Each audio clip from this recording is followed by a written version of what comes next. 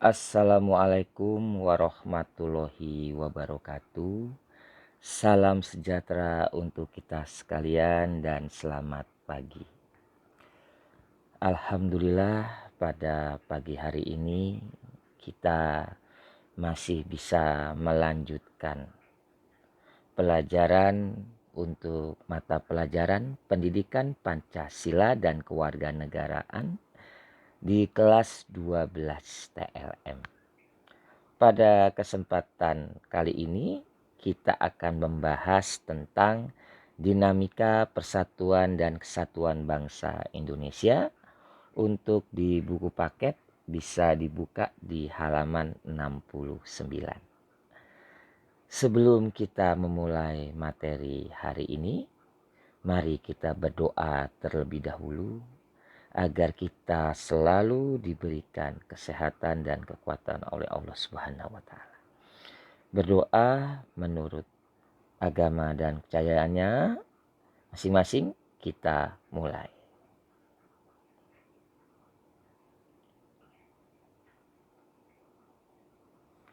Berdoa selesai.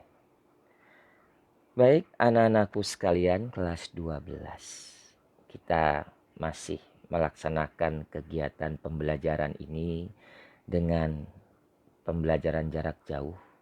Mudah-mudahan walaupun kita masih belajar dengan metode PJJ, kita masih tetap semangat karena bagaimanapun kita tidak boleh kalah dengan keadaan yang terjadi saat sekarang ini. Baik, anak-anakku sekalian, pada kesempatan ini kita akan membahas tentang hakikat negara kesatuan Republik Indonesia. Kita ini hidup di sebuah negara yang memang negara yang memiliki sejarah panjang untuk kita bisa menjadi negara yang berdaulat seperti sekarang ini. Sejarah perjuangan bangsa ini sangat panjang sekali anak-anakku sekalian. Oleh sebab itu, kalau boleh saya mengutip kata-kata dari Bung Karno yang mengatakan, jas merah, jangan sekali-sekali melupakan sejarah. Karena bangsa yang besar adalah bangsa yang menghargai jasa para pahlawannya. Pada kali ini kita akan membahas tentang makna konsep NKRI menurut Undang-Undang Dasar 1945. Pengertian NKRI yang terdapat di pasal 1 ayat 1 Undang-Undang Dasar 1945 itu berbunyi, negara Indonesia ialah negara kesatuan yang berbentuk republik. Kenapa kita dikatakan adalah negara kesatuan? Karena seperti yang kita ketahui bersama, negara ini adalah negara yang multikultural. Negara yang memang memiliki banyak perbedaan. Tetapi perbedaan itu semua terangkai dalam satu bingkai, yaitu semboyan Bhinneka Tunggal Ika. Berbeda-beda tetapi tetap satu jua. Kalau kita memaknai kata-kata berbeda tetapi tetap satu jua, itu mengandung arti kita mengakui adanya perbedaan di bangsa kita, tetapi itu semua kita jadikan sebagai dasar rasa persatuan, yaitu negara kesatuan Republik Indonesia. Kalau dikatakan negara ini adalah negara yang berbentuk republik, bentuk pemerintahan Indonesia ini adalah republik, tetapi dijalankan dengan sistem presidensial. Apa maksudnya? Kalau kita berbicara ya dari sudut pandang pemerintahan kita dikatakan sebagai pemerintahan yang berbentuk republik tetapi dijalankan dengan sistem presidensial. Bentuk pemerintahan negara Indonesia ini adalah negara republik. Ya. Tetapi negara Indonesia ini dipimpin oleh seorang presiden. Nah, ini dia yang dikatakan sistem pemerintahan presidensial. Seorang presiden di sini berkedudukan sebagai kepala negara dan kepala pemerintahan. Nah, kekuasaan presiden di Indonesia ini tidak terbatas. Artinya, ya, kekuatan presiden di Indonesia ini tidak tak terbatas. Ingat ya, tidak tak terbatas. Artinya, ada kekuatan lain yang mengontrol kekuasaan presiden tersebut, yaitu kekuatan Undang-Undang Dasar Negara Republik Indonesia. Nah, bahwasanya kebijakan-kebijakan yang diambil oleh seorang presiden itu tidak boleh lepas dari Undang-Undang Dasar Negara Republik Indonesia tahun 1945. Jadi tidak boleh melenceng dari situ. Nah, disitulah makanya ketika seorang presiden mengambil keputusan itu juga tidak boleh melanggar daripada Undang-Undang Dasar Negara Republik Indonesia. Nah, di situ. Kemudian bentuk negara Indonesia ini adalah negara kesatuan.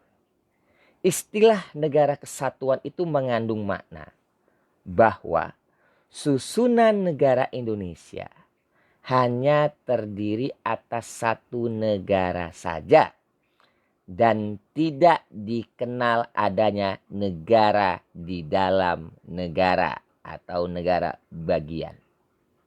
Dengan kata lain, di dalam negara kesatuan hanya terdapat satu pemerintahan pusat, satu undang-undang dasar, dan pelaksanaan kedaulatan bagi kedaulatan ke dalam atau keluar dipegang oleh pemerintah pusat.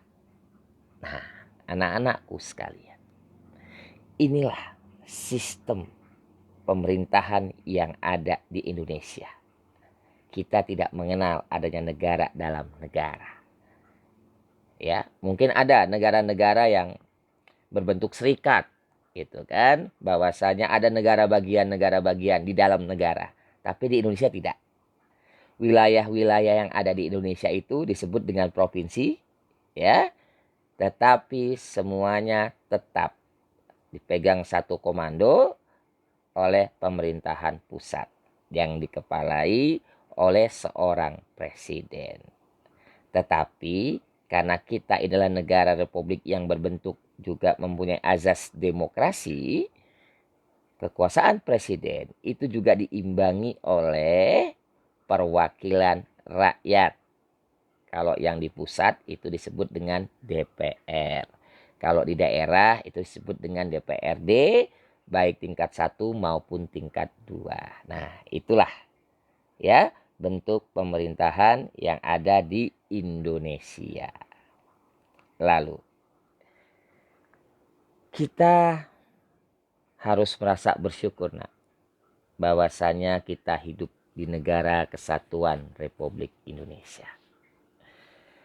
Negara Kesatuan Republik Indonesia ini adalah negara yang sangat-sangat luar biasa. Kenapa saya katakan negara kita adalah negara yang luar biasa? Indonesia ini adalah negara kepulauan. Dengan nama lain disebut Nusantara. Yang berarti di antara nusa atau di antara pulau. Jadi Indonesia terdiri atas pulau-pulau. Pulau-pulau tersebut terletak di persimpangan dunia, yaitu di antara 2 samudra dan 2 benua. Walaupun wilayah Indonesia terdiri atas pulau-pulau, namun tidak menjadikan bangsa Indonesia bercerai-berai. Kenapa? Kenapa? Ya itu tadi. Karena kita mempunyai satu semboyan, yaitu Bhinneka Tunggal Ika. Yang pertama, keunggulan di Indonesia ini adalah jumlah penduduk yang besar. Jumlah dan potensi penduduknya yang cukup besar. Sehingga Indonesia itu menempati urutan keempat di dunia setelah RRC, India, dan Amerika Serikat. Jumlah penduduk yang besar merupakan potensi yang tak ternilai harganya dalam upaya mengisi dan mempertahankan kemerdekaan. Ini merupakan salah satu sumber keunggulan Indonesia yang harus kita pertahankan. Tetapi jangan sampai hanya daripada kuantitasnya saja, tetapi kualitas daripada sumber daya manusianya itu juga harus ditingkatkan. Dengan cara apa? Salah satunya ya sekolah ini, pendidikan.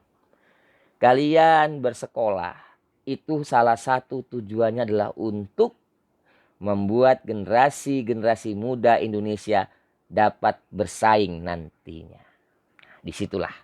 Makanya jangan sia-siakan kenikmatan kalian yang kalian dapatkan sekarang ini, yaitu kenikmatan memperoleh pendidikan. Jangan disia-siakan karena pendidikan ini adalah bekal untuk masa depan kalian. Yang kedua, memiliki keanekaragaman. Indonesia ini memiliki keanekaragaman dalam berbagai aspek kehidupan, baik sosial, budaya, seperti adat istiadat, bahasa, agama, kesenian, dan sebagainya. Justru perbedaan atau keanekaragaman tersebut menjadi modal utama bagi bangsa Indonesia untuk kita kembangkan menjadi jati diri bangsa yang besar di dunia ini. Kemudian perbedaan ini ya kita jadikan sebagai salah satu alat pemersatu bangsa. Perbedaan-perbedaan ini merupakan kekayaan bangsa kita. Tetap dibingkai dalam satu jiwa kebersamaan. Nah, itulah keanekaragaman bangsa Indonesia yang harus kita jaga untuk menjadi kekayaan daripada budaya yang kita miliki. Yang ketiga, mempunyai konsep wawasan Nusantara.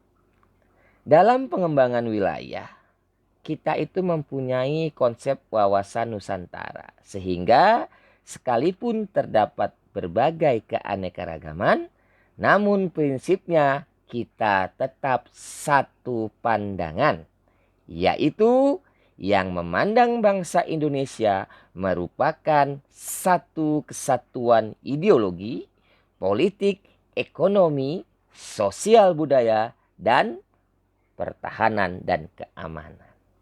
Karena kita adalah negara kesatuan. Lalu yang keempat, nah ini ya. Hari ini kita memperingati Hari Sumpah Pemuda tanggal 28 Oktober ya. Nah, Sumpah Pemuda ini luar biasa.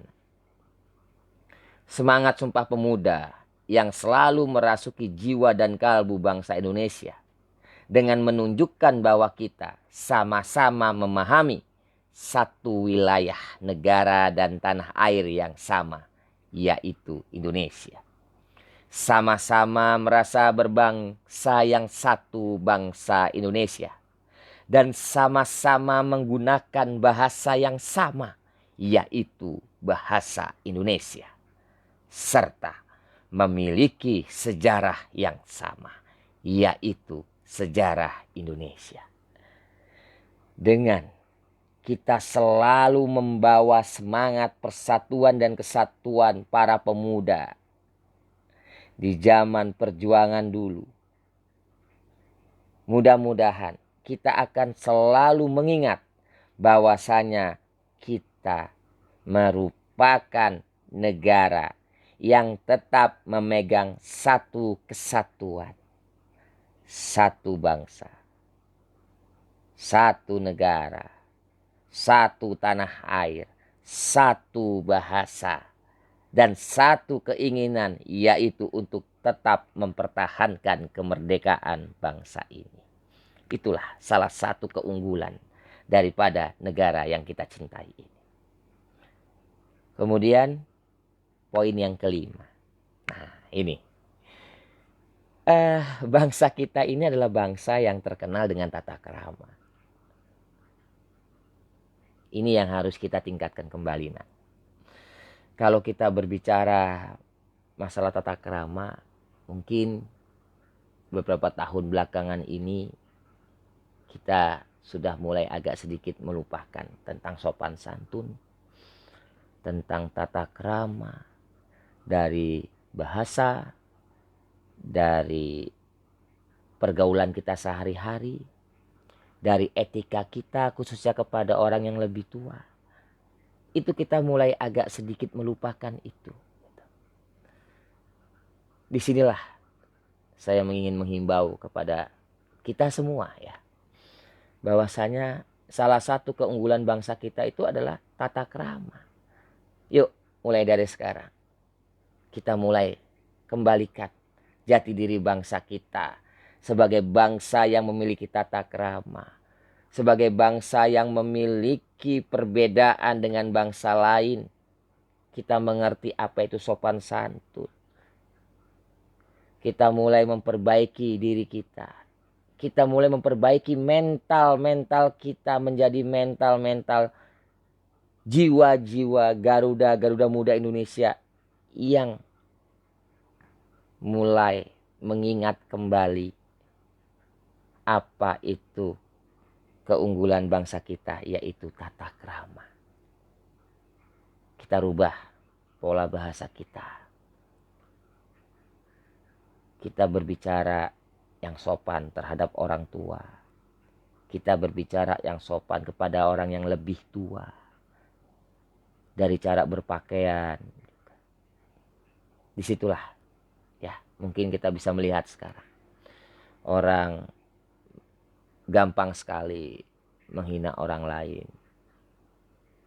Kadang kita lupa, kita saling apalagi zaman teknologi seperti sekarang ini, kita bermain media sosial, kalau tidak dibarengi dengan etika dan tata krama, bisa bahaya ya. Nah, disitulah saya menghimbau kepada kita semua untuk bisa lebih meningkatkan lagi sopan santun di dalam kehidupan kita ini.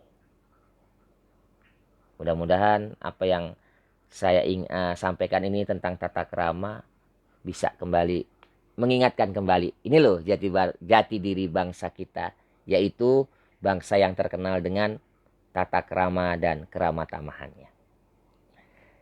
Untuk poin yang selanjutnya, letak yang strategis. Bangsa kita ini adalah bangsa yang memiliki letak yang strategis, yaitu berada di posisi silang ya, sehingga membuat negara Indonesia menjadi wilayah yang ramai dan mudah untuk dikunjungi dan disinggahi oleh bangsa-bangsa lain. Ini berkaitan juga dengan keindahan alam ya, memiliki salah satu keajaiban dunia. Ini potensinya apa nak kalau kita berbicara ini? Potensinya adalah sumber daya alam, khususnya di bidang pariwisata. Bisa kita bayangkan kalau kita ya menjadi salah satu negara yang sering dikunjungi oleh wisatawan asing, itu sangat luar biasa nak. Bisa membuka lapangan pekerjaan, bisa menambah devisa negara, bisa memperbaiki taraf kehidupan ekonomi masyarakat Indonesia khususnya. Ini adalah kekayaan alam kita. Ini adalah modal utama kita sebetulnya. Tinggal bagaimana cara kita untuk mengembangkan sumber daya alam menjadi potensi yang luar biasa, yang ujung-ujungnya bisa mengangkat perekonomian bangsa Indonesia dan menjadi bangsa yang sejahtera. Ini yang kita inginkan sebetulnya. Nah, ini adalah tugas kita sebagai generasi-generasi muda yang nantinya bisa mengembangkan potensi yang kita miliki untuk mengembangkan sumber daya alam yang kita miliki. Kemudian yang terakhir yaitu tanah yang subur. Luar biasa Indonesia suburnya gitu. Tapi itu tadi kembali lagi kepada bagaimana kita bisa memanfaatkan, bagaimana cara kita bisa mengelola apa yang sudah Allah berikan kepada kita. Kembali kepada sumber daya manusianya. Sekaya apapun negara kita akan kekayaan alamnya, tetapi kalau kita sebagai warga negaranya tidak bisa mengolahnya, maka kekayaan alam tersebut tidak akan bisa berguna untuk kehidupan kita. Jadi intinya adalah kita harus bangga menjadi warga negara Indonesia, dan kita juga wajib untuk menjadi Garuda muda bangsa yang siap mempertahankan kemerdekaan bangsa Indonesia. Baik anak-anakku sekalian, mungkin sampai di sini dulu pertemuan kita. Mudah-mudahan kita masih bisa bertemu kembali ya, kita diberikan umur, kita diberikan kesehatan, karena bagaimanapun yang namanya manusia hanya bisa merencanakan, tapi Allah lah yang menentukan. Mudah-mudahan apa yang saya sampaikan ini bisa sedikit banyak membakar semangat patriotik dan semangat cinta tanah air terhadap nusa dan bangsa dan ibu pertiwi Indonesia. Baik anak-anakku sekalian, terima kasih banyak atas perhatiannya. Ya, semoga kita masih selalu diberikan kesehatan oleh Allah Subhanahu wa taala. Terima kasih banyak, tetap kita menjalankan protokol kesehatan dan tetap semangat. Terima kasih banyak. Assalamualaikum warahmatullahi wabarakatuh dan selamat pagi.